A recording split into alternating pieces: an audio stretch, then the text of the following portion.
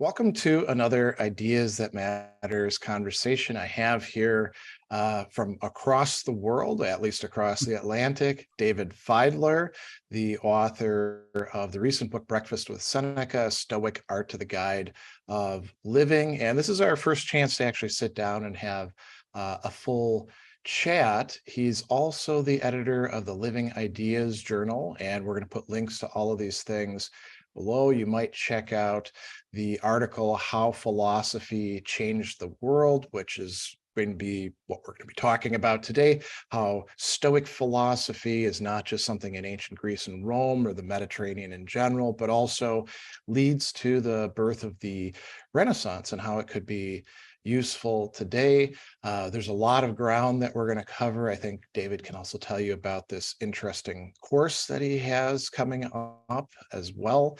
We're going to probably touch on what happens when you teach people in beautiful environments. So this should be an interesting conversation. And the main topic that we're ostensibly grappling with is this one about Stoicism is not just something that happened, as a lot of people think, in ancient times and then had a resurgence in, let's call it, late modern times, the last maybe 30, 40 years, going back in academia, maybe 60 years. But there was a really important thing that happened in between that I guess you could say made it possible for it to have a resurgence in our present. And so what is that?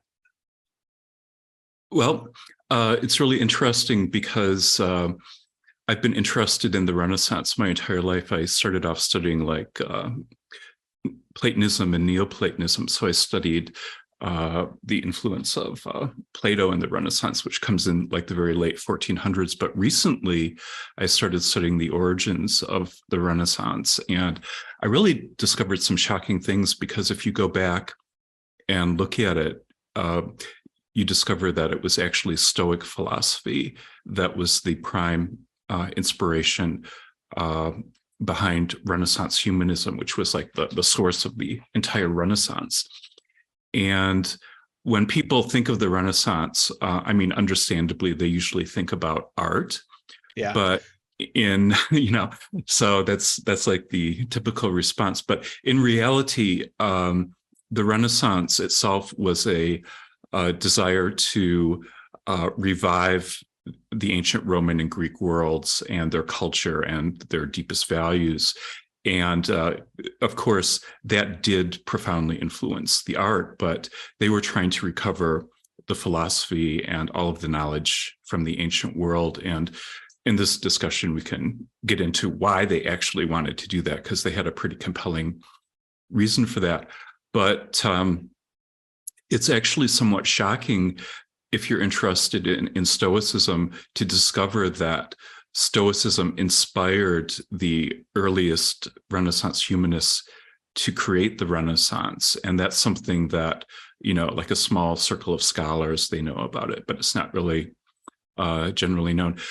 I think it's also very interesting for us today, if we're people interested in Stoicism, because there's sort of like this underlying, maybe even you could call it a crisis in modern Stoicism, because we all know that you can use Stoic philosophy to improve your own life. But then there's like this big question is, could it really contribute to society in some way? And I think that this whole process of how Stoicism influenced the early Renaissance humanists is very applicable today. It's sort of like a case history of what could be done with Stoicism, because in my view, the Renaissance was really the largest cultural transformation in the history of the Western world. And if Stoicism contributed to that in a deep way, which it did, it raises the question of, would that be possible today, and how?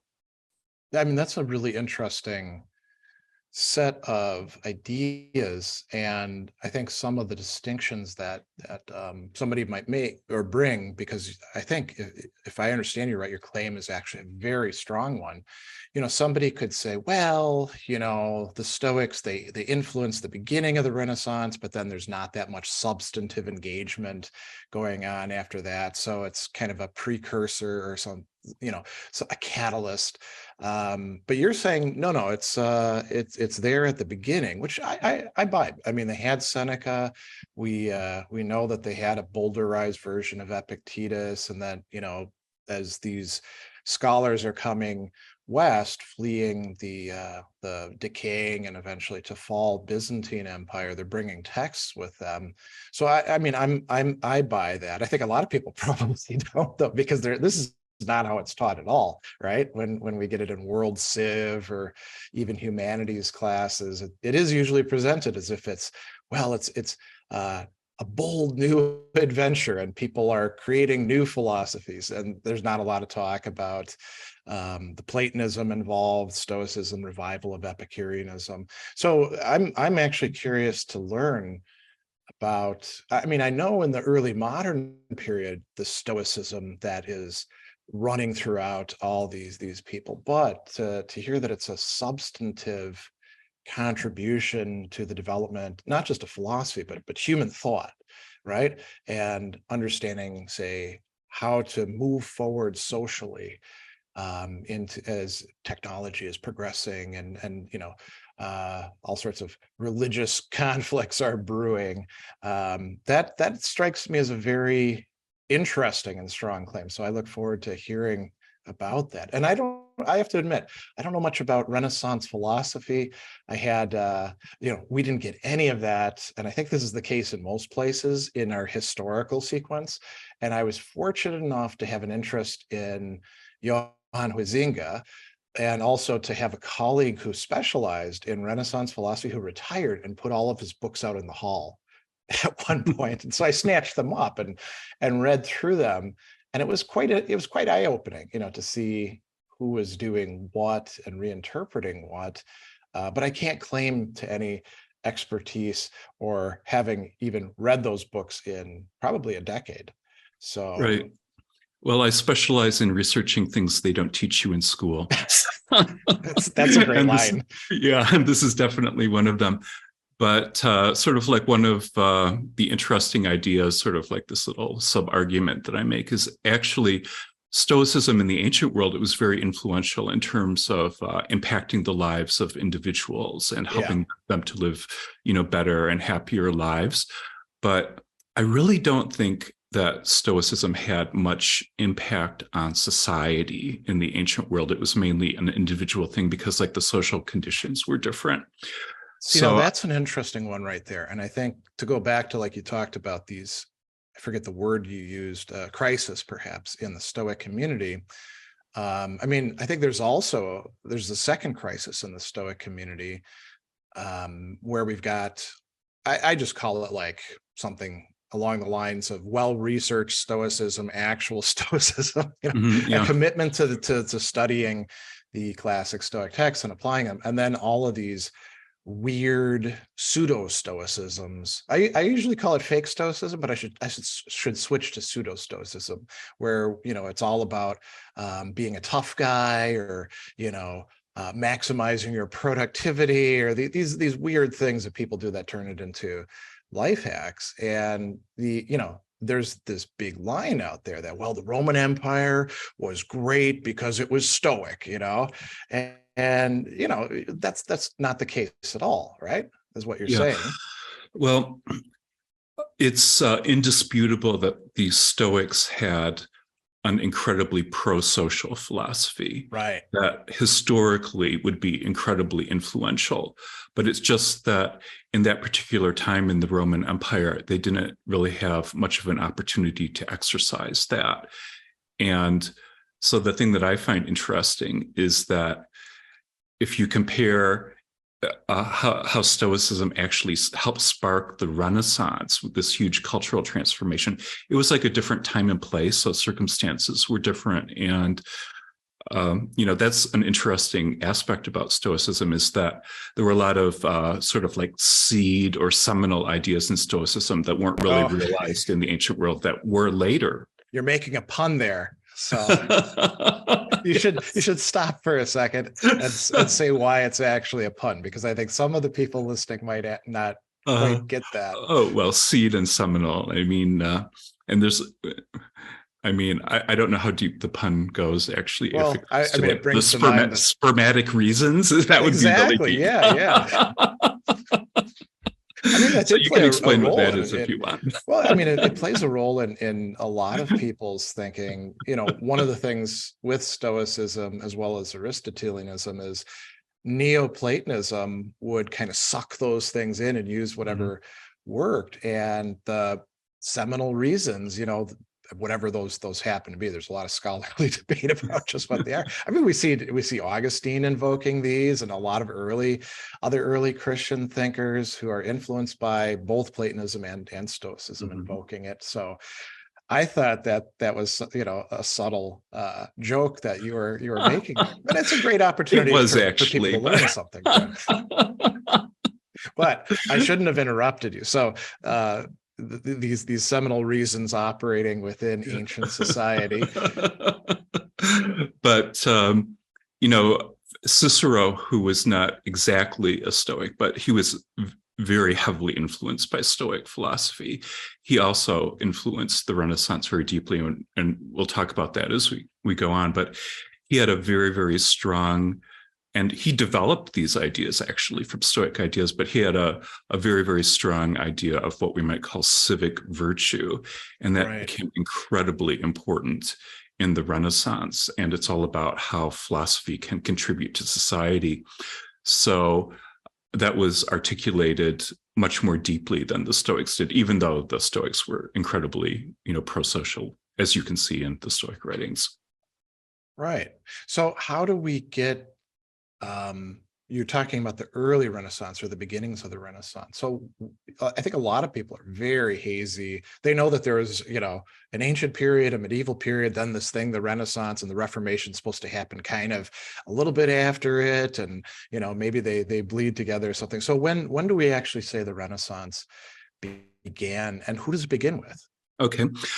So, you know, that's somewhat debatable, but what I would say is that the Renaissance really started to emerge in full form, like around the year 1400 in Florence.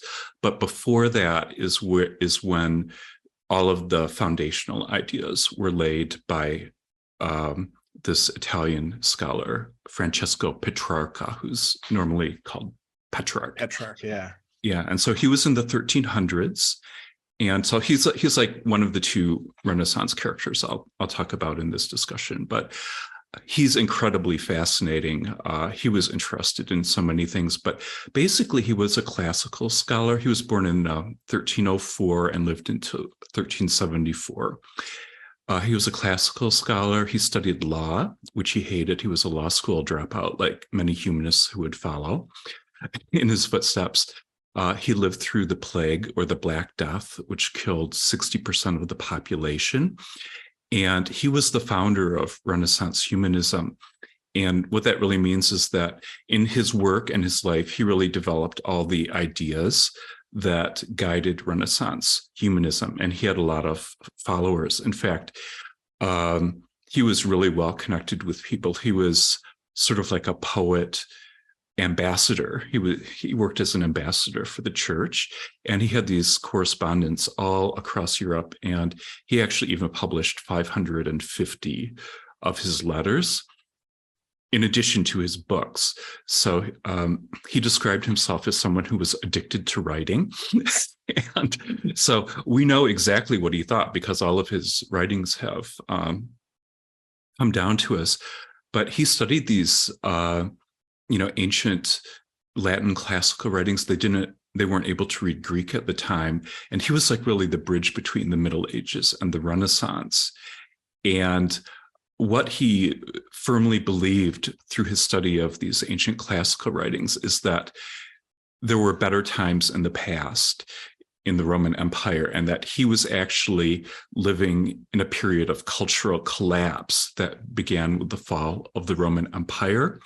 And he saw the earlier Roman civilization as being morally and culturally superior to the time in which he lived. And there are these themes that run through all of his writings, and I'll just mention like 4 or 5 of them. Okay. One of them is that Italy was no longer a unified land like it was in Roman times. It was a collection of warring city-states, many of which were ruled by tyrants. And it was also very dangerous to travel there. So it was like the peasants in the countryside were armed. So when he traveled to Rome, he had to do so like under armed guard. Another thing that was really significant to Petrarch and the later humanists is they came to realize that over the 1,000 years since the fall of Rome, that the Latin language had become very corrupt. And in Petrarch's eyes and the eyes of the humanists, it was very corrupt compared to the beautiful Latin style of Cicero, which they tried to recover. He felt the legal system had become corrupt. He studied that in school. He said that it sold justice. And he was also a very devout Catholic. And he felt that the church had become incredibly corrupt. And in his lifetime, the papacy actually was no longer located in Rome. It was in southern France, where he and his family moved. And his dad worked for the papacy as a kind of, writer or diplomat. And so Petrarch himself had a lot of firsthand knowledge about the inner workings of the church, and he referred to it as the Western Babylon and a nest of fornicators. So he felt that there was some room for improvement there. Yeah, that's an understatement. Yeah. And finally, there's a fifth point too, which he felt that philosophy had become corrupt through the medieval scholasticism of his day.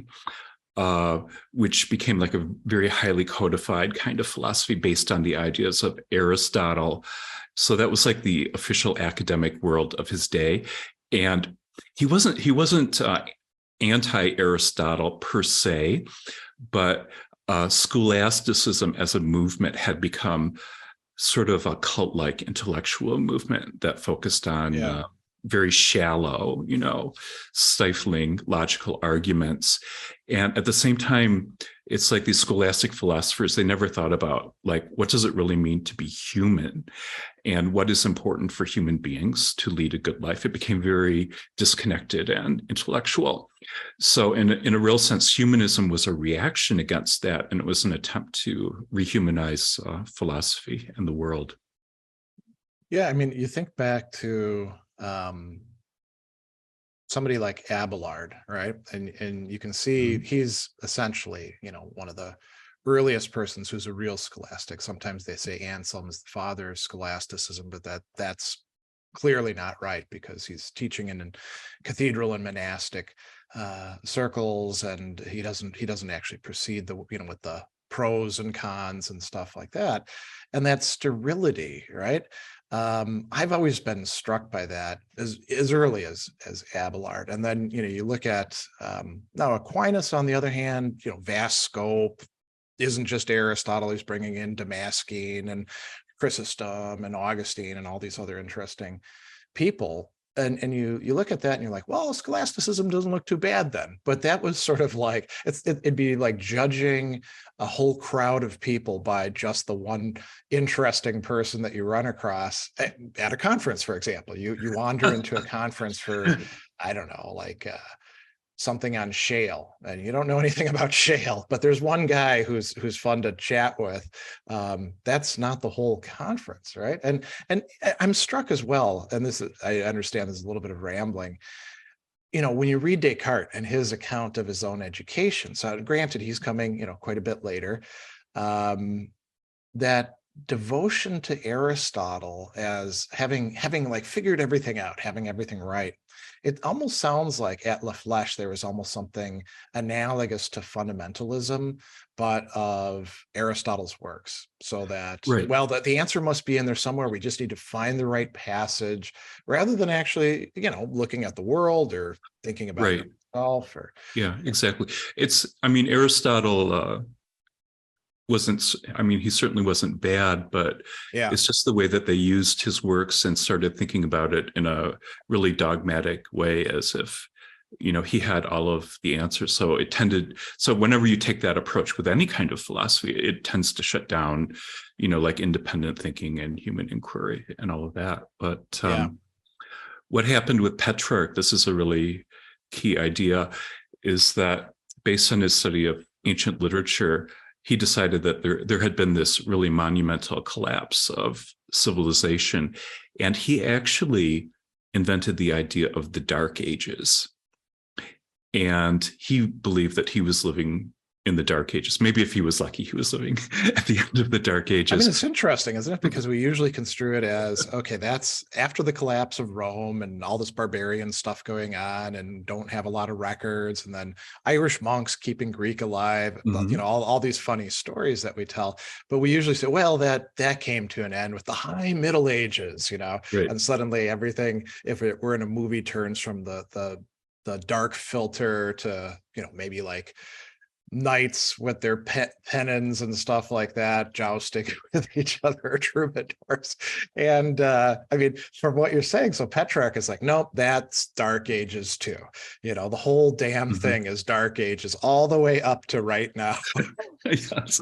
Well, some people find this to be a highly controversial idea in a historical sense, but actually that doesn't matter in terms of our discussion, because this is what they believed. Exactly. And this is what catalyzed their action. And so what Petrarch believed is that, there was this period of the Dark Ages, which I personally think it's somewhat credible. But aside from that, what he really believed is that his time had become so corrupt that the only way that they could create a better world was to revive the knowledge and philosophy of the ancient world, to create like a more virtuous world and to create, more virtuous leaders, because there was all this incredible corruption.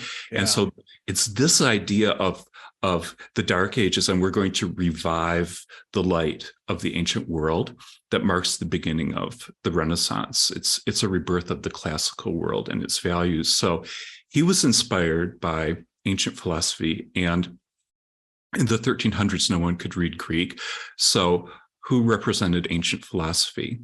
Aside from Aristotle, which actually existed in like pretty bad translations, who represented ancient philosophy for the early humanists was Seneca and Cicero.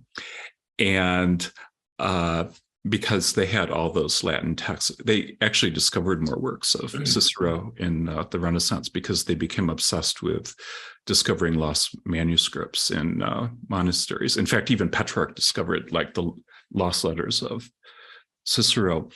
But Cicero, taught this idea of civic virtue, or how philosophy could create a better society, because he was both a philosopher and a statesman. And this idea became incredibly influential in the Renaissance. So they wanted to create people like this, who were like learned philosophers and could also make significant contributions to society politically. So this was like an archetype for them.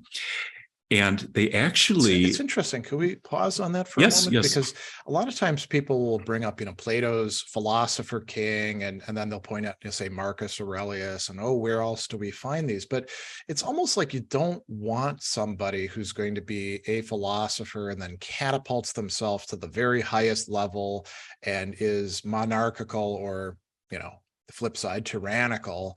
You need all these other people in between who are willing to not try to, get to the top, but are interested in performing their role really well, and making sure that what they're doing doesn't conflict with the guy next door who's in charge of the sewers or something like that. All the things that are less, sexy and prestige driven, but are what makes a society work. And so, the Stoics, they have this very heavy emphasis on role ethics.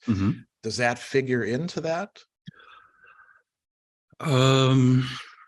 Being willing to take, Right. not the highest position, but something that actually kind of makes sense. I mean, you could also liken it to the cursus honorum that people like Cicero themselves did. You don't become consul right away. You gotta like put on the games and make sure that people are being censured properly and run the sewers and things like that. Yeah.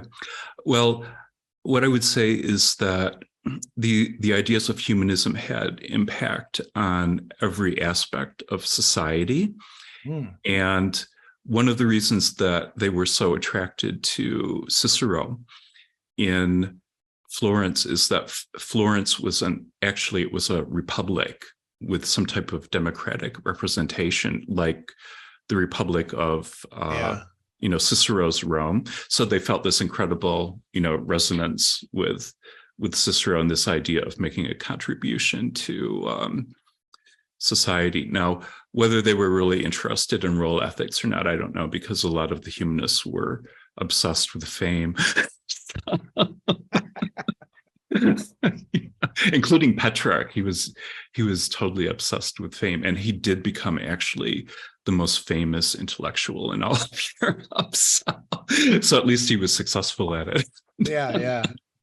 And if not at the top of the political pile, at the top of the intellectual literary pile. Yeah, I think Cicero had written a work on the desirability of fame as well that was lost, but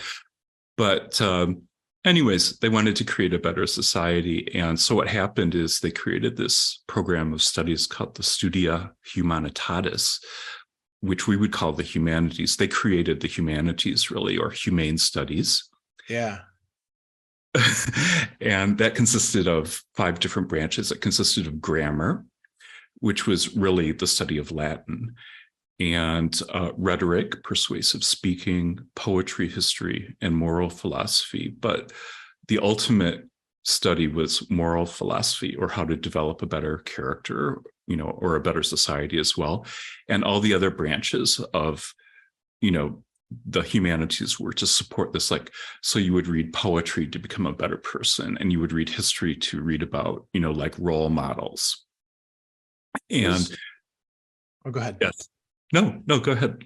Well, I was wondering, because the universities already had their own structure with, the 7 liberal arts, and then philosophy is the juncture point of it. But it's not just moral philosophy. It's what we would nowadays call moral philosophy plus epistemology and metaphysics, and maybe a few other things as well. But it was always, none of those were supposed to be the end point. They were all supposed to lead to, law or medicine or theology, right? Right, exactly.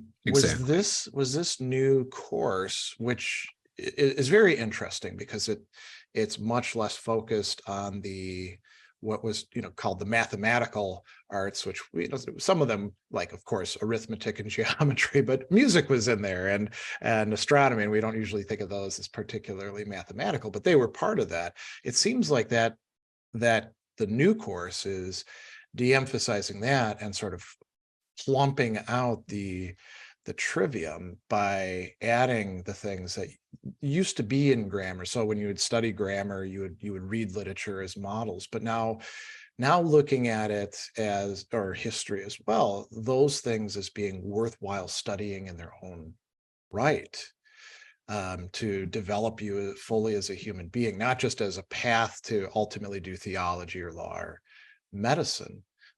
So I guess what I'm asking are 2 things. One was this intended to supplement or replace what a university education up to philosophy was supposed to give you? Was it viewed as a rival to that? And then second, how are this is a broader question, how are these subjects supposed to humanize you, as you're saying, make you a fully developed human being?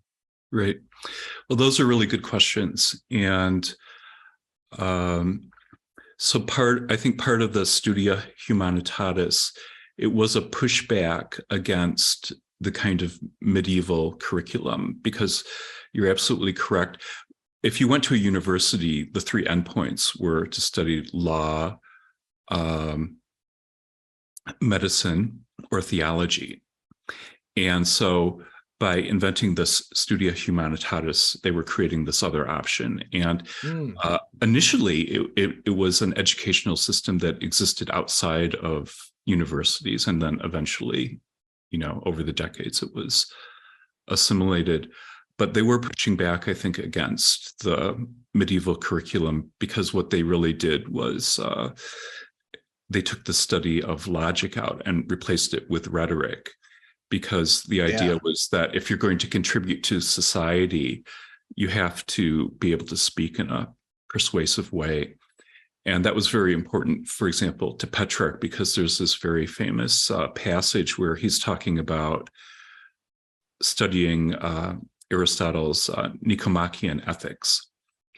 And what he says is that, yes, I can learn things about virtue from Aristotle, but the problem is that he's essentially offering definitions of virtues, and he's not telling me how to become a better person, which actually is something that Massimo Pilucci said about the Nicomachean ethics too, which I really thought, because he sort of like reinvented some of these humanistic ideas on his own through his own reading, just spontaneously. And so there was this attempt to, broaden the types of studies. And this whole idea of the studia humanitatis, it really goes back to Cicero, because he had this idea of humanitas, which was like a virtue for him, which meant becoming a fully realized human being, and very deeply human. And that's achieved through the study of like humane letters and history. But the way that the humanists looked at it is that these studies like poetry and literature, if you approach them in the right way, they would help people to become more virtuous, because they would like raise the human spirit and offer inspiring examples of, what it is to be human. So that was like the original goal. But the thing that I find to be incredibly shocking is that, all of this is historically established, but if you were to go into a humanities department today, 99.9% of the humanities professors would have no idea that the original purpose of the humanities was to create better people. Yeah, it's funny if you think about what an average humanities class looks like in a lot of places. It's like just a farrago of all sorts of things thrown in together, and they don't begin with the Renaissance or even with Cicero. They're probably even not going to mention Cicero, except they'll have like a little bust in the textbook, and they'll say, "Yeah, this guy was a Roman. He wrote some books." They'll first start talking about the pyramids and about cave paintings and things like that. That's great. I mean, no need to disparage all these wonderful things that human beings have created, but it's not properly speaking in the humanities unless you're like retroactively reading everything backwards in there. And my limited experience with seeing people taking and teaching humanities classes, they come out and you can't even say that they have like a thin veneer, because a veneer would have some continuity, right? Mm-hmm. There would be something there that holds it all together. They just know that like this thing happened at this time, and this person did a painting, and this person did a song, and that there were movements, but they don't get any sense of something that has coherence, and they certainly don't get the history of it that way, which is a very rich, complex, deep history. They're not even getting like a little sliver of it. Right. Because there's no overall coherent sense of what humanities would actually be. Exactly. And I think that it's quite plausible that that's why the humanities are in such a serious state of collapse now. I mean, you've undoubtedly read all the statistics and you're familiar with that, but it seems that, and part of that may actually be justified, because people today no longer understand what the actual value of the humanities is. And in the past, they did have a common aim. Now, maybe we shouldn't go back exactly to the humanities of the past, but the idea of having a common aim to create better people who are able to create a better society, that would add incredible value to the humanities. So, I see a motif when there's meetings about this. I actually work in a department of humanities and liberal arts, which is, there's an interesting question about how those parse out. And there's a lot of aspirational language that gets used in these meetings and sometimes even in documents. but it remains at such an abstract level. So they'll talk about, say, fostering critical thinking. And that's a super equivocal term. And everybody lays claim to teaching critical thinking in some way or another. And most of the claims are actually bogus, because you can say, well, what do you mean by critical thinking? Is it this model? Is it this model? At least there are some, models out there. Paul Elder and like the APA. I think it's the gold standard Delphi report on critical thinking. And you can say, okay, are you doing any of these things, or how much are you doing them? But I think and here I'm just throwing out a number because we don't really know. Probably 90% of the humanities departments that are claiming that in their classes they're fostering critical thinking, or we could pick any other like big skill, like written communication. They're probably not doing that. They're probably, and it's almost, you could say, is it worse to say that you're doing it because now you think that you're doing it and you don't actually have to like look at your practices? Or is it better just not even to not do it, but not claim to do it? At least then you're aware of the deficits. And it would take an awful lot in contemporary colleges and universities to produce a curriculum that really does foster, pick at whatever skill you want. In this case, I just took critical thinking as one example, in a coherent way, where you can show that there's development from the person coming in as a young student, a freshman, to being ready to graduate. That's a bit of a rant. I'm actually like recalling, you may remember Aram, and I forget who his collaborator was, Academically Adrift, that was published back in the early aughts, and what it did is it took actual critical thinking scores that you can measure with a pretty decent tool called the Collegiate Learning Assessment, which requires you to do these performance tasks and all of that. And you can see that in most American schools, students were coming in and leaving at exactly the same level 4 years later. This is again going off on a tangent, but you may have had this experience as well. We teach things in classes, and then we see our students, 2-3 semesters later, and they've forgotten almost everything. And I always tell them, wow, you really wasted a lot of money. To take a class at Marquette University, if you're averaging out what tuition is, it's like $5,000. So you sat your butt in a seat and you couldn't remember anything after the class was over, because you memorized what you needed to do to pass the test, kind of like in scholastic times, we could say, although the tests are very different then. And then it all just kind of drops out. And I think part of the reason it does that is because there's no there's no nexus or matrix to keep all of these important texts, thinkers, ideas caught within, Yeah, well, I just have to also digress and tell you a really funny story, or actually one, because when I first became a philosophy professor in Michigan, when I lived there, I was assigned a mentor in the department. Oh, wow. And I taught in my intro to philosophy course, I was trying to teach the students what an argument was. Okay. And so one of the assignments that I gave the students, which was a fabulous assignment, they did a fantastic job on it, is I said, what you have to do is just construct an argument with premises, reasoning, and a conclusion. And of course, for a beginning college student, they've never even heard of that, really. Right. Yeah. So that was a very good assignment. And I said, you can create an argument about whatever you want, any topic, but it just has to follow the pattern of having premises, reasoning, and a conclusion. And they picked all these different topics and they did a really incredible job. And then I had them read them out loud in class. It was wonderful. And then my mentor, my faculty mentor, I walked into his office one day and he said to me, David, I've been teaching philosophy for several decades, and there's one thing that you should never do. You should never ask students to think for themselves. Please. Wow.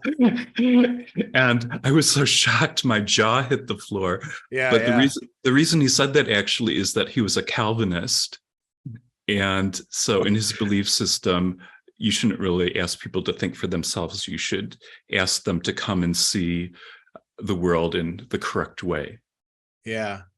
Well, It was shocking, though. I was to hear a philosophy professor say you should never ask students to think for themselves. I mean, obviously, that should be the end goal of philosophy, is that people can think for themselves. So. Yeah, it's sort of settling for the second class, right? Because I mean, there's Aristotle and other philosophers will sometimes say this, including Descartes, interestingly, about doubt, that thinking for yourself, awesome. That's the best thing to do. Figure it out, do all the things that we often praise. If you don't have the mental faculties to do that, then you're better off following somebody who won't steer you wrong, right? And so this guy that you're talking about is saying, none of us are ready for that, which makes sense from a Calvinist perspective, a certain kind of Calvinist perspective. There's a a denigration of the rational faculties that goes on, and so the best is just to find something that isn't going to steer us wrong, and we won't be too troubled by thinking, oh, this doesn't make any sense. Yeah. I once delivered a paper there to the faculty colloquium, and this guy, he like wrote all over the paper, and he said, "Where did you get these ideas? Where did you get these ideas?" And I said, "Well, actually, I worked them out myself." And he was like shocked by that. Oh, He thought that's that interesting. he thought that I had to derive them from some other source, but I actually, did it with my own reasoning. But anyways, to go back to which is possible for human beings, right? It is possible. Yes, it's possible. I mean, think how much better the world would be if people could engage in their own critical thinking. But yeah, there's one extra thing that I'd like to talk about, though, is just talk about really how deeply these people were influenced by Stoicism, just to document it. Right, So yeah. this is like not an idle claim that I'm making. And there's this Israeli scholar, Gerzak, hopefully I pronounced that correctly, who wrote this fantastic article called Humanism as a Way of Life, Leon Batista Alberti and the Legacy of Petrarch. And if you read this article and you know about Stoic practices, the article is basically just an exposition of all the Stoic practices and ideas that you find in the works. Oh, interesting. So it's unbelievable. So they're not just incorporating key ideas coming from Stoicism or maybe kicking them around. Could there be an ekporosis or not, or things like that? They're actually taking the practices out of the Stoic text and saying, let's try this out and see how it works. Because that's a very interesting bridge to, what we call the modern Stoic movement. Which exactly. No, it's just the same. They were doing the Stoic practices. It's unbelievable. Oh, wow. And he summarizes them in this article. I can send you a copy of it. I would it's love really that, worth taking a look at. Yeah. But that shows you how deeply they were interested. And so we've talked a bit about Petrarch, but I'd like to mention Leon Batista Alberti, who's my favorite humanist. And he was born exactly 100 years after Petrarch. So that would have been 1404, when the Renaissance was really starting to take off in Florence. And he was one of the greatest minds of the Renaissance. He was like an architect. He was an art theorist. He introduced the study of mathematics and science to humanism. And what people have really failed to realize is that he was actually a Stoic philosopher, because he wrote a lot about ethics. And you can see this very clearly in his work. He wrote this incredible dialogue called On the Tranquility of the Soul, which has not yet been translated into English. It's been translated into German, which I just recently read.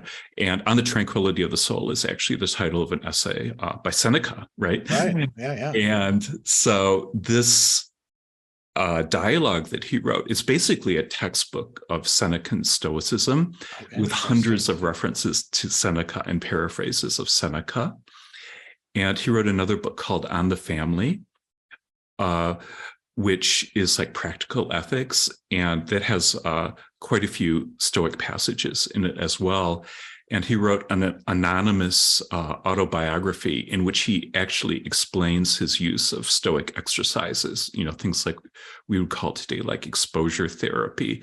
So if you Yeah, take his yeah. writings as a whole together, you could see him. I mean, it's really unavoidable. If you know about Stoicism and you read his stuff, it's impossible not to see him That as brings a up an Stoic. interesting point, right? There's a lot of cases where we're now recognizing, or at least some people recognize before, that this person is drawing on Stoic ideas, but they didn't mention the word Stoic in there, and they're often not all that well read. So, for example, much later, Marge Cavendish is discussing causality, and she's talking about things in Stoic ways, but a lot of her readers at the time might have recognized it, but then she kind of fades into obscurity, and a lot of academics aren't checking it out until recently.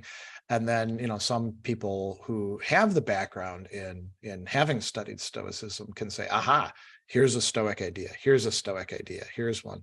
But if you don't have that background, if you haven't been reading a good bit of Seneca consistently, and I don't think a lot of people in philosophy are reading Seneca or Cicero or let Right. alone Epictetus, you might see that and be like, oh, well, that's a curious idea.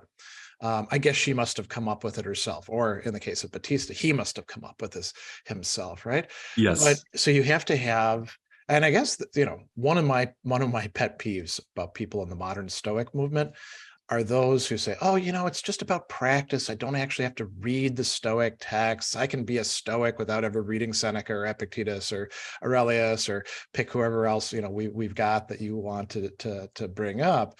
Or I can just read some snippets of them. And that's enough, like a little peppering, for the dish. The real dish is practice. And I'm always like, Seneca himself says you got to keep on reading, and actually restrict your information consumption. He doesn't use those terms, but you need to restrict the number of books that you're reading so that you're actually getting something that has some real gripping power. So if you don't do that, then when you encounter Stoicism in the wild, let's call it, right? The wild of a previously unread author's things, you're not going to recognize it.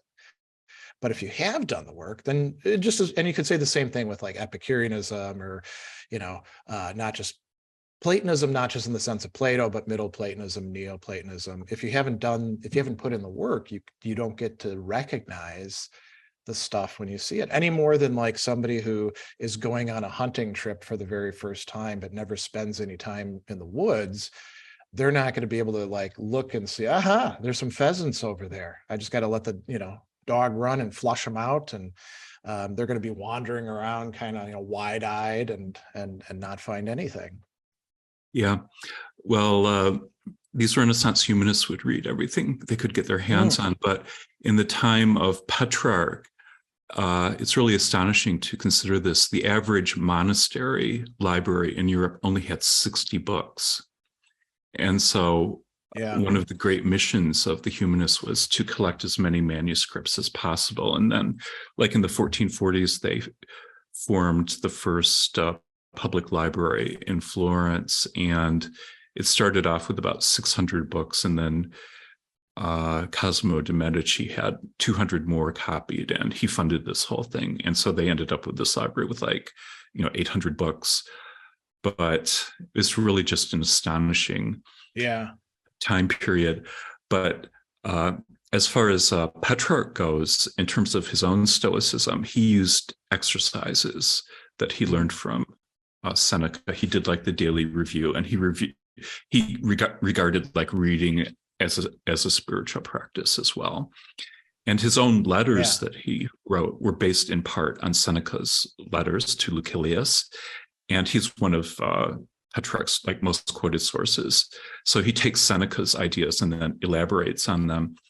And I have to tell you something that really shocked me is that Petrarch wrote several, he just wrote letters to everyone. So he wrote some letters to the ghosts of his favorite authors from the past. And he wrote one to Seneca as well. And I was reading this, and he said, Seneca, he started off and he said, you would not believe how much every day I listen to your words. And what that literally means is that he was reading a little bit of Seneca every day. And so that was a shock to someone like myself who wrote a book called Breakfast with Seneca, because the whole title comes from this little ritual I developed of reading like one or two of Seneca's letters every day. And so I thought, wow, this person is a kindred spirit. Well, that's a really interesting point. I like that observation, kindred spirit. So does the reading and not just reading, but reflection on and study of, and perhaps talking with each other about great literature, great, literature that's conveying ideas and making us grow as people. We started out talking about the idea of like the Renaissance itself and becoming a greater, more fully developed human being and changing society, resuscitating a moribund culture. So, the natural thing to think of is like reading groups or forums online where people can discuss a particular author and bounce ideas off of each other. I realize this is telescoping us way into the present, but is that the model for what we ought to be doing? We can work on ourselves, but we also we are pro-social. We do need this connection with other people. And maybe there's something lacking when we don't readily have kindred spirits, to support us, to reinforce the ideas that we're working with. Right. I think that's very important. And you can see that, for example, like Petrarch was really striving for that. But in some ways, he was very much a loner because he felt totally disconnected from the world in which he lived. And so he developed friendships, with these intellects from the past, which is something that Seneca talks about. But then he would share the conversation with his correspondents. So he knew the most prominent intellectuals in Europe. And so he would write to them and, rehearse these ideas with them. And then later on in Florence, when the Renaissance started, there would be people who would get together and basically have discussion groups and, like intellectual salons where they would discuss things. And there was this really eccentric character who was the biggest bibliophile or book collector, say in Florence, really eccentric person, Niccolo de Niccoli. And he had like 800 books that became the basis of the first library. But what he would do is he would invite people over to his house. And I just love this idea.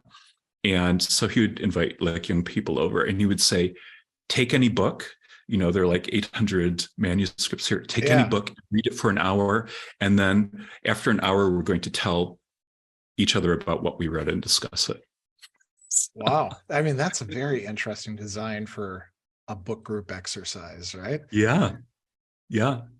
It's unbelievable. If you did that with today's libraries, it would be cacophony, because people would be going off in all different areas. Right, because most of these things were written by ancient authors. So one thing that's really interesting about books is how expensive they were, because they were all copied by hand. So if you wanted to commercially acquire a book and not copy it yourself, sometimes it would take like a year to create like a nice book and bind it.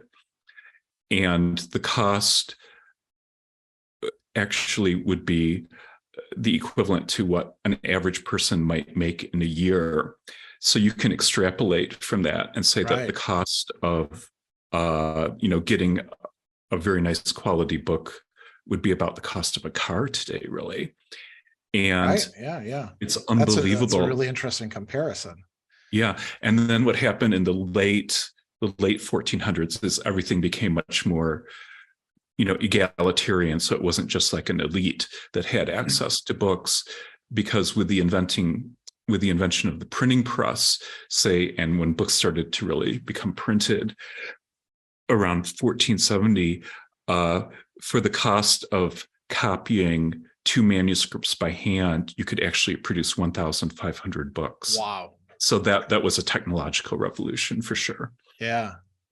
I wanted to go back to something, and I realize this is now leading us way back into antiquity. One of the ideas that I think you kind of invoked a little bit that's coming from Seneca's On the Shortness of Life, is this notion that, as he says, the philosopher, by studying other people's philosophy, gets to enjoy more life. And obviously it doesn't lengthen your numerical years, but it makes it in some respects more intense. And he talks about being able to appropriate previous ages to our own by, and then it goes through this wonderful, typical Seneca rhetoric, you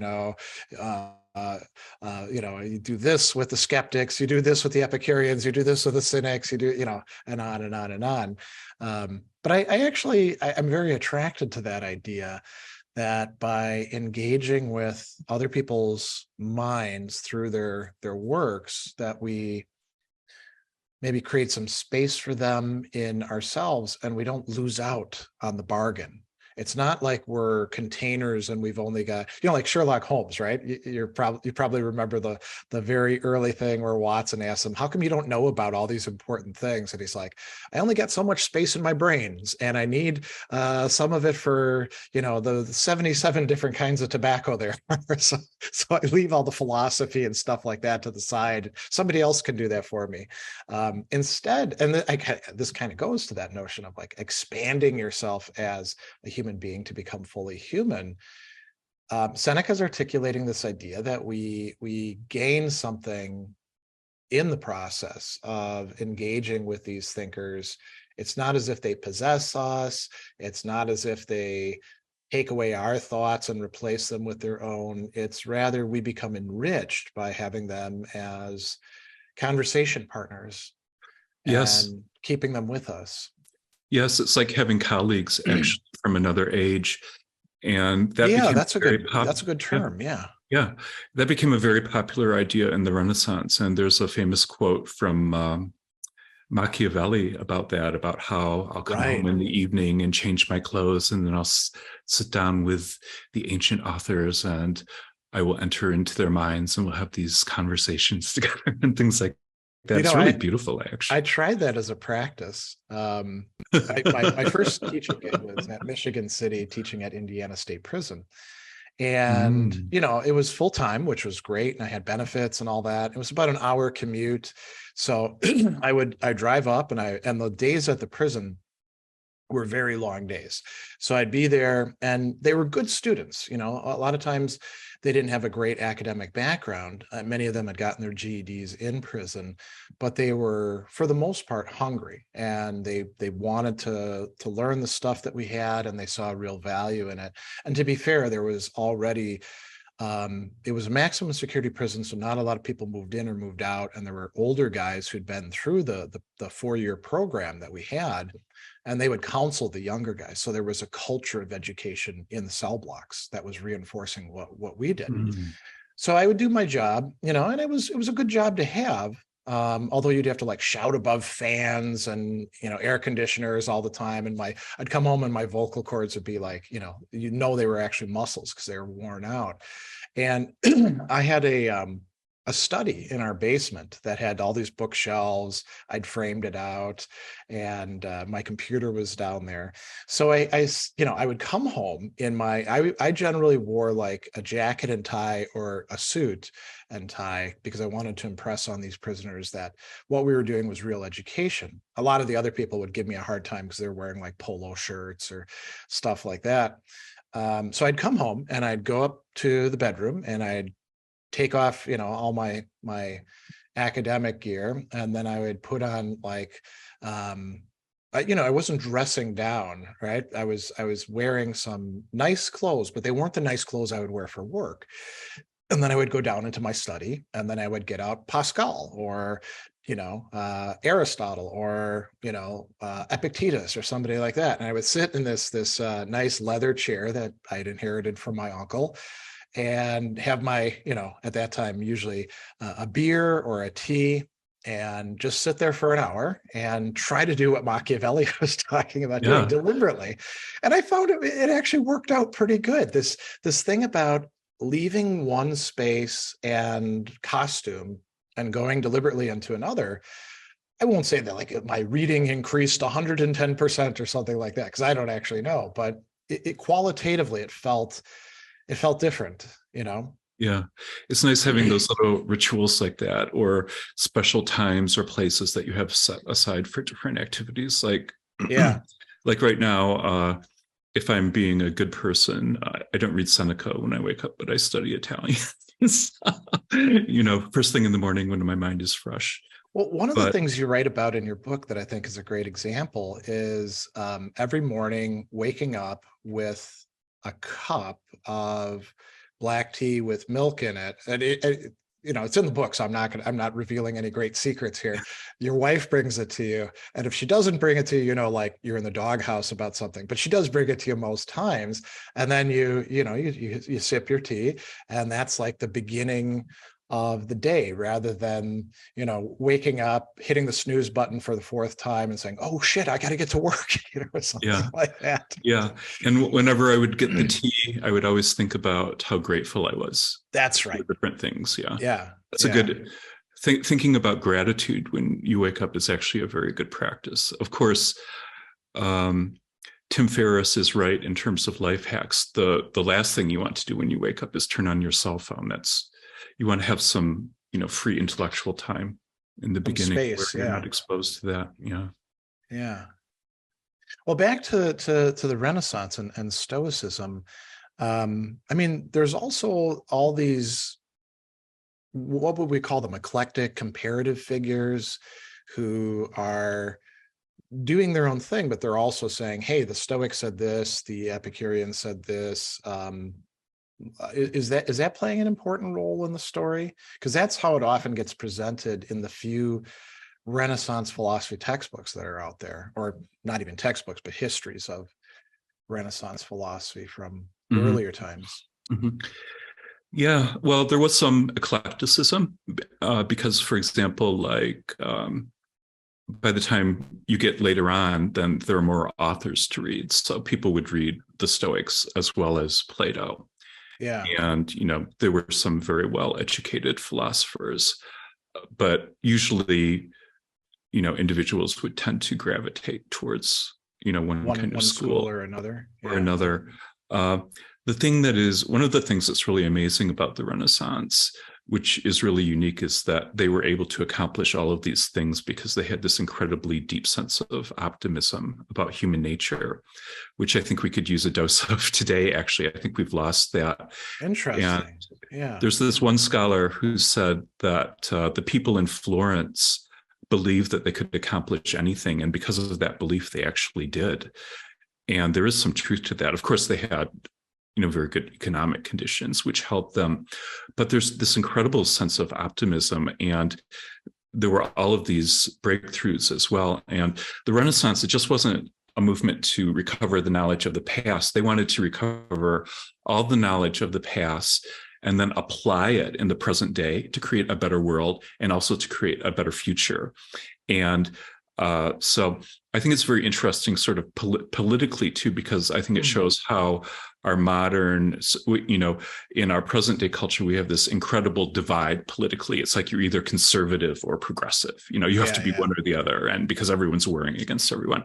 And I think the Renaissance shows that to be quite untrue, because this whole project of recovering the knowledge of the past and preserving it, that's very conservative. They want to conserve, the past and the values from the past. But at the same time, it was like one of the most innovative periods in history, and they wanted to recover this knowledge from the past, but they wanted to even be able to surpass it, which they did. So for example, like Brunelleschi's dome on the Cathedral of Florence, it's a miracle that he constructed it. It's bigger than the domes of the Pantheon and the Hagia Sophia. It's made out of over 4 million bricks, and it's still the largest masonry dome in the world. And I think that, first of all, you would have to be very optimistic to undertake something like that, because it could have blown up and gone totally wrong. But I think that actually building that gave people an incredible amount of optimism in Florence, because it's really equivalent for us today, like, putting a man on the moon, because it was a technological achievement that had never been attained in the past. And it would have to be not just optimism on your part, but you have to have a supporting culture that would say, Yes. yeah, we'll contribute, we'll buy a brick, this isn't a foolish errand or something like that. I was wondering too, as you were saying that, so the Renaissance, is there a sort of general take, let's call it, among the Renaissance figures, looking back at antiquity? They're like, yeah, the ideas that they've got, and maybe some of the ways that they're approaching things, the overall viewpoint, that was better in antiquity than it is in the Dark Ages, the time of scholasticism. But those ancients, they didn't apply this properly, so that it's sort of a tempered looking back at antiquity.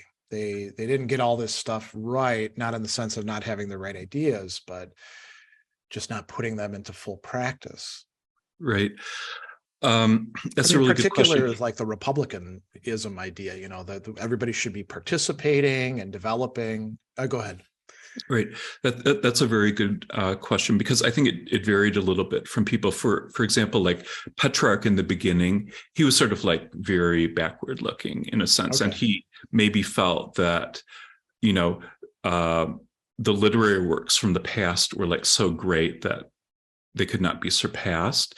But then when you get to like Leon Batista Alberti, he believed that there was like a continual evolution in all of the arts, and that we needed to study the past, but that it was possible actually to surpass them as well. Yeah. But it seems to me that really having that balance is important, because I feel that we as a culture have become unmoored because we don't value the past at all. And the whole idea of like progress and futurism in a lot of thinkers is based on the idea of actually destroying the past. And I think that to be healthy, psychologically and spiritually, as human beings, that we need to feel that we're part of history. Yeah, I mean, you could say there's a lot of deficient attitudes towards the past. I mean, I one of the things that I've seen happen over the course of my lifetime is that conservatives don't really conserve much of anything anymore. And I used to actually, when people would ask me, are you a conservative? I'd say I'm too traditional to be a conservative. And I've seen that that's kind of accelerated, but there are like this vast ecosystem of people who are like, yeah, we need to be like the Spartans, man, but they have no idea what the Spartans were actually like, all this sort of, Western civilization is the greatest. And then they put some images of things and you're like, that's not even related to what you're talking about. And so there's a weird kind of, let's call it adulation that takes out everything that's most helpful from the past. And then there's the past is all crap, it's all racist, it's all sexist, it's all this or that, very pejorative attitude that you do see it mostly on the progressive side.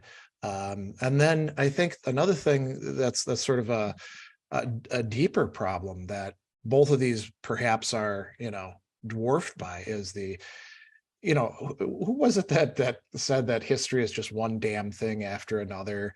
Was it Henry Ford, or am I attributing it to the wrong person? The idea that like none of this crap matters. I think sort of like the modern view is sort of like, what is history? It's sort of like a trendless fluctuation. Yeah.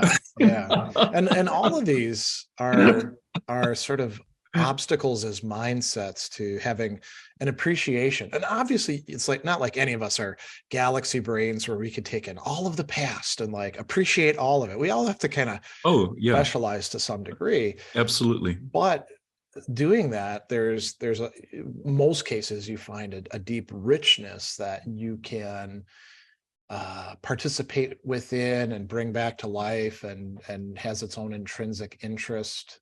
And that's strange. What often is what's left out, right? And sort of stifled. It's strange living in the United States because nothing there is very old, so you don't have a sense of the past. And that's one of the reasons I actually moved to Europe, because I will tell you one thing.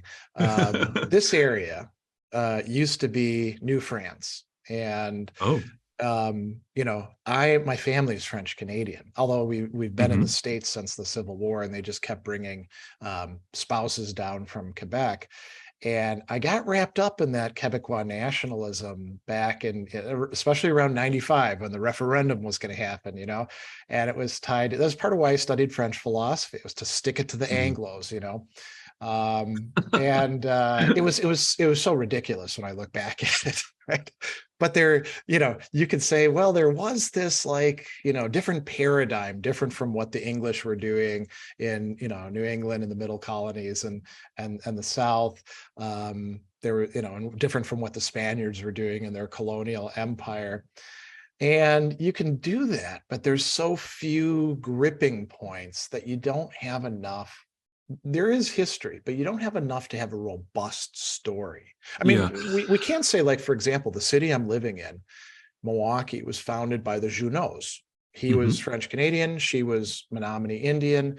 And that's cool. And you can go to the museum and see like a mock-up of them and all of that sort of stuff. But it doesn't go very, very deep. Yeah.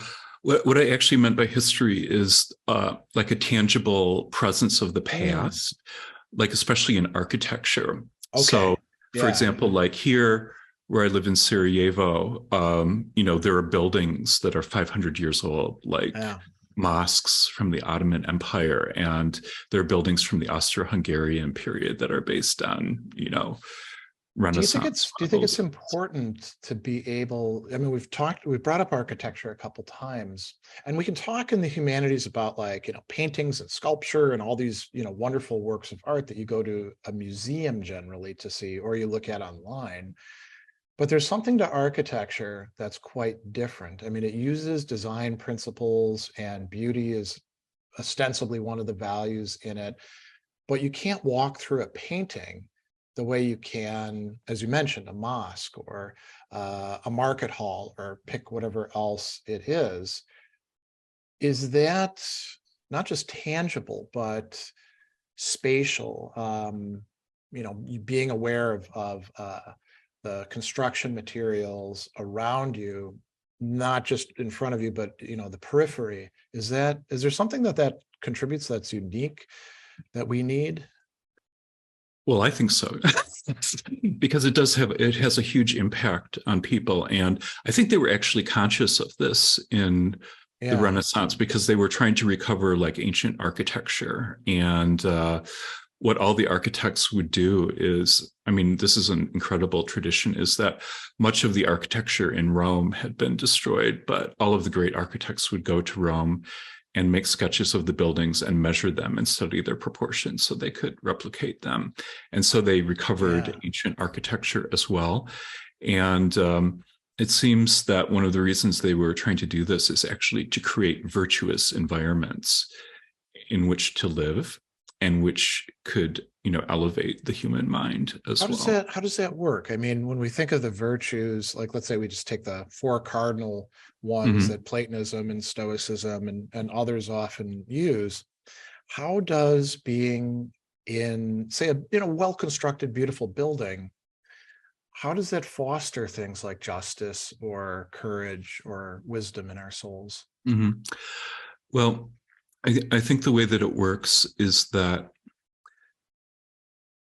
when you're in a beautifully designed building that's built on good proportions, uh, there's like an underlying gestalt that you unconsciously perceive. And these are principles that were like used in the creation of art as well. Yeah. And that it makes you feel in harmony with the world in which you live. So I Because, could see it like promoting temperance then, which is about proportion and, you know, um, yeah, yeah, it's more of a it's probably like more of a Pythagorean and Platonic okay. sense of the harmony of the world and that you live in a cosmos which is a beautiful order. And Pythagoras gave the name cosmos to the universe because of the harmonious proportions that we So see in nature. I could see how that could help foster the beginnings of justice, right? Which is about realizing that other people matter and you have to give them their due. And, Mm. if you make Yeah. commitments, you follow Well, through on them. yeah.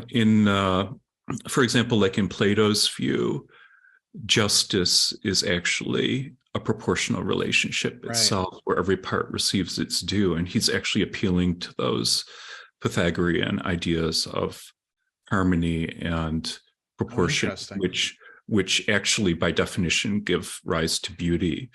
So uh and part of it too, I mean, that's sort of like a deeper, maybe like aesthetic and maybe like a metaphysical way of looking at architecture. But part of this idea of virtuous environments was just to, I mean, the architecture can have a profound effect on the human mind and psyche. And part of it was just to remind people, that they were part of the past Yeah. and to elevate their thinking. And, so they would actually think of themselves as being part of this, historical continuity.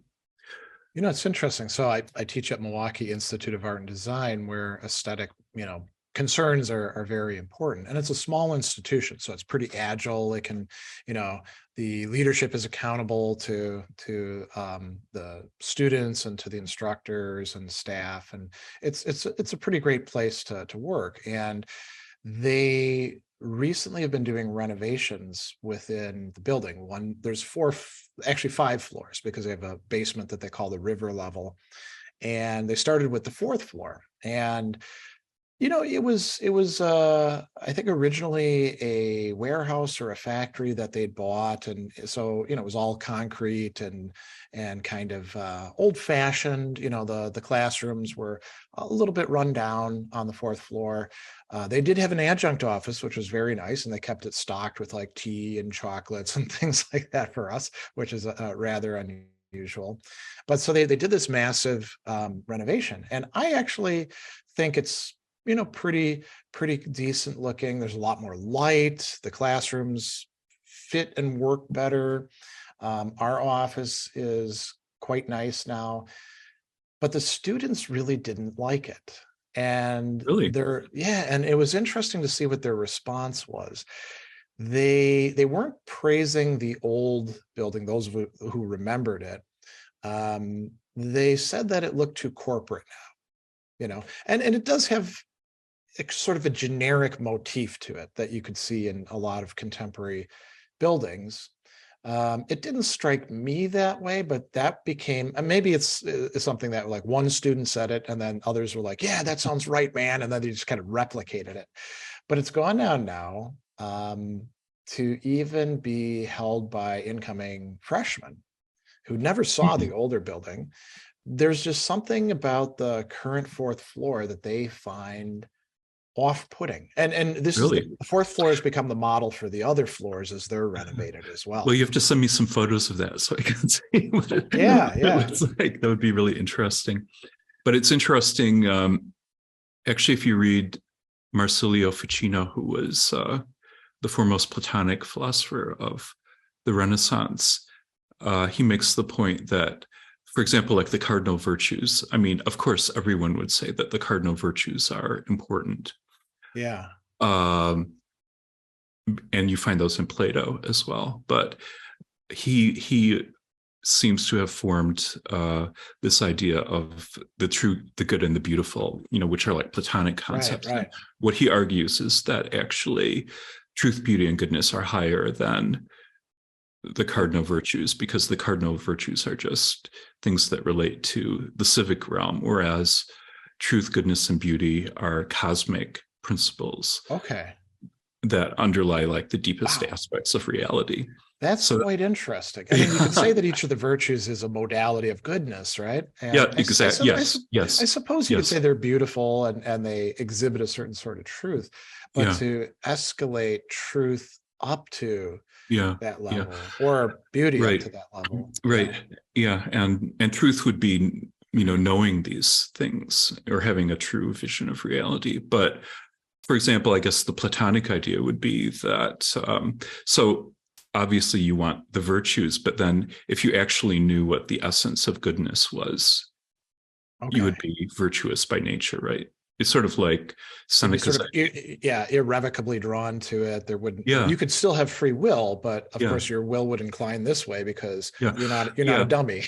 Right, because if you knew what goodness was, you would always be virtuous, right? So it's sort Yeah. of like Seneca's idea, because they had a tendency to like collapse the virtues, the Roman Stoics did. And so what did Yeah. Seneca say? He said that if you always act in an honorable way, you'll be virtuous, because if you act honorably, you would, incorporate the four cardinal virtues. I think it's a very similar idea to that.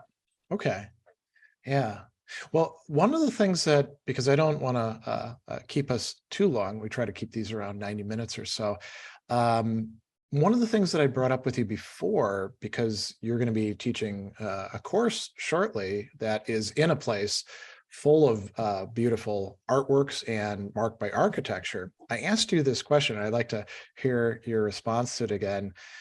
Isn't there a risk if we make things too aesthetically pleasing that the students involved in something are going to pay too much attention to their environment and not enough to what it is that we're supposed to be offering to them? Okay. Is there a danger of that, or? Well, let's think about that. But let me say one other thing first, because one thing I wanted to say is, what can we learn from the Renaissance today? Yeah, okay. Or how could we, create the same kind of cultural transformation? And I think the key really is in this idea of the studia humanitatis, and that what we could do is bring back the idea to the humanities that you can use the humanities to create better people with better characters, so that there could be like character formation in education once again. And I think it's possible to teach that even in very secular environments, because when you look at like the cardinal virtues, practical wisdom, courage, self-control, and justice. It doesn't matter if you're like a religious person or an atheist like Massimo Palucci. Those virtues make, they're based on common sense. Only someone who is mentally deranged would think that those were like things that weren't valuable in terms of human nature. So I think that there's a way to revive this kind of educational system. And it's actually taking place in the classical education movement in the United States, which we had some correspondence about this, as, it's not exactly perfect. I mean, the idea is really great. I think that there's such a demand for it now that they're having trouble finding, good teachers sometimes. But it's possible to present these ideas in a way that would really benefit people, students, and society, I think, in a non-ideological way. Because, for example, you couldn't like go into a high school or college and really teach a course, how to be a Stoic. I mean, I wouldn't want to do that. But you can expose people to these ideas of, like classical virtue ethics, and then you can let them, you can engage in dialogue and let them think about them, and, experiment with the ideas and, the practices and things like that, and let them arrive at their own, decision. But I think that actually it seems like there is a huge demand for this now. And I think that one of the reasons people are at least unconsciously drawn to Stoicism is that there's been a real breakdown in terms of like cultural values, say like perhaps due to, like postmodernism, and,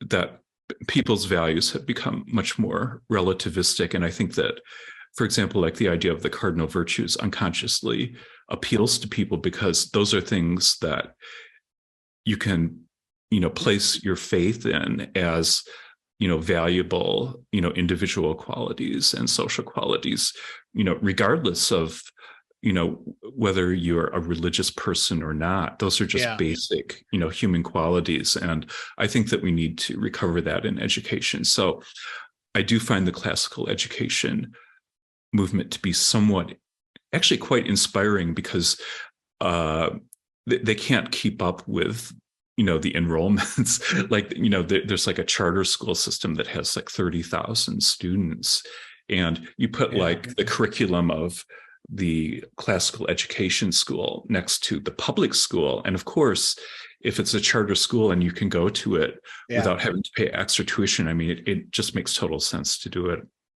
I really like that emphasis on the need for there being a practical component. If you want to have it not be like indoctrination, you want to say, hey, here's some ideas, see if they apply to your life. It's one thing if you only give them, here's the ideas, check it out. It's a whole other thing if you have any sort of engagement where you're like, oh, so here's how you take this idea and practice it this week, and what results, what happened, taking a more experiential or experimental attitude towards it, which doesn't just say, oh, just play around with ideas. You still have to have the rigor there, but there needs to be some doing something, Yeah, I think that's true. And, that was the kind of approach that I took in my book on Seneca, because I'm not telling people you should think like a Stoic, but I'm saying, this is what Seneca thought. And there are reasons why these ideas are incredibly valuable in human life. There are all these arguments for them, and these are the arguments. So, you can look at the arguments. If they make sense to you, you might consider them. And there are all these, practices that go along with it that you can try out. And so one of my projects when I was working on the book is to try out all the Stoic practices and see what kind of impact they had. And I didn't have any bad experiences. They were all good, That would make for an interesting supplementary book, something that's a little bit more, I mean, your book is fairly autobiographical. You use yourself as an example a good portion of the time, but saying, okay, because you conclude the book before the endnotes with a whole bunch of Stoic practices that people can try. And so, you've done those practices. What were, 3 observations for each of these? I think people would be quite interested in that. Yeah. I mean, I did reflect on those kinds of things, in the book, like what happens to you if you contemplate the death, the inevitable death of a family member. Well, one of the first things that happens is that it increases your sense of gratitude that you're with them right now. So there are all these takeaways, from doing these practices that I think are very valuable. But as we wrap up, are there any other points that you're particularly keen to bring up? No, that's fine. Conversation. I just wanted to mention the fact that I think this is very interesting because, look, the modern Stoics, they're saying, well, Stoicism is cool. I can, use these things for myself. But what could we do in society? And I think if you really wanted to use these ideas to change or improve the world, that creating an educational system based on virtue ethics, and giving it, to kids would really be the thing, because then when they go on to college too, it's like they're concerned with professional skills and things like that. But that's quite true. Yeah. Whenever I think about the situation in the Renaissance, like the belief that society had become totally corrupt, I always think about like the politicians today, and it's like it reminds me of our present world. And they never, the people in the Renaissance, they never thought they could create a utopia. That was never their goal, but they did strive to create the best possible world. And Florence itself is an embodiment of that, both politically and in terms of the physical city itself and its beauty. So that's my thought on how, these Stoic ideas could really be applied today in a larger social sense. But the other thing too is that you can't expect to have immediate change, because it took about 3 decades after Petrarch came up with the ideas that would lead to the Renaissance for it to actually be embodied in society. So there's a time delay. You can't just like flip a switch and change the world, which is like one of the really, I think, bad aspects of like, very extreme progressive politics, that people think that you can just change the world overnight, and it doesn't really work that way. Like these people who I would say that's like even more broadly spread. All the tech bros are like, this changes everything, exactly, they have an app or something like that. Well, Sometimes it does. Right.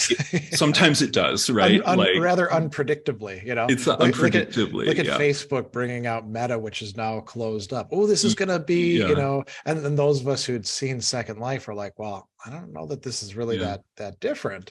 But all of these people, to the tune of billions and billions of dollars, were very taken by the idea, and I think you're right. Yeah. Any sort of real lasting change has in an ethical sense, because if you want to change society, if you want to create a more ethical society, that doesn't happen overnight. That's why it takes generations, really. It takes generations. And that's why these people, for example, who go into art museums and pour ketchup on paintings, or just recently in the Fountain of Rome, they released all this charcoal as like a protest against climate change. That's there's this whole movement where they're like trying to gain attention for climate change. And of course, I think you should think about climate change, but the effect of doing something like that is just going to alienate people against your cause. I mean, it's very destructive. Yeah. Well, on that black note. Black note, exactly. We'll bring this to a close. Thank you for a very stimulating conversation. I'm sure a lot of people are going to benefit from it. I think I'm actually I teach an Intro to Humanities class that I'll probably use this as a resource for my students. Oh, great. Because they can always use other perspectives, right? What they tend to get is, like I said, just a mishmash of stuff, because the course was put together by a committee long ago. So we do actually do the Antigone, though, which is good. Mm-hmm. Yeah, and just in closing, I'll mention that I am teaching this course in Florence in November, and actually it should be an ongoing. And we'll put a link to that, or to your site where people can find out about that. Yeah, and there are a lot of articles relating to all of the things we talked about on Living Ideas Journal. So if you Google Living Ideas Journal, you'll find that, and there's a link to the course there as well. So excellent. Well, you have a great rest of the day, and I'm going to get on with my morning now. But it's been wonderful chatting with you. You're the most productive person in the world. That's the facade. So anyways, it's been really great speaking with you, and we'll definitely speak again too, because I want to talk to you about some of your interests as well. Sounds great. Okay, super. All right.